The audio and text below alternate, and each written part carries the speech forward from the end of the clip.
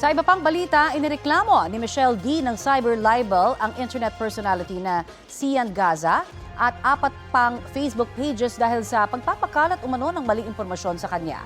Detalye niyan at ang sagot ni Gaza sa balitang hatid ni Oscar Oida. Naghain sa NBI Cybercrime Division ang beauty queen actress na si Michelle D. ng reklamong cyber libel laban sa internet personality na si Sian Gaza at 4 na iba pang social media pages. Aligasyon ni D, nagpapakalat ang mga ito ng maling impormasyon at fake news laban sa kanya.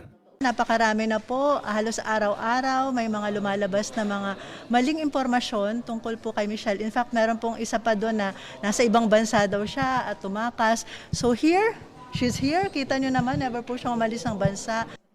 Sabi ni D, batid niya na siya ay isang public figure pero ibang usapan na anya kung mali at nakakapanirang impormasyon na ang ipinapakalat. I've built my whole career out of blood, sweat, and tears. So, of course, to be the subject of scrutiny, it's not the first time, of course. Pero syempre nakakasakit kasi sometimes people with scandals like this, they forget what you've done for your career and the hard work you've put. Everyone is open to their own opinions. I respect all opinions. I respect constructive criticism, but there is a line that is crossed in terms of defamation and intentionally trying to take your career out of your hands. Nang tanungin ng media kung kumusta na siya, Well, of course, I'm human. I've been better, pero may tiwala naman po sa sistema natin. Tapos alam ko rin po na lalabas na ng katotohanan. Do I feel worried? I know I'm on the right side of this.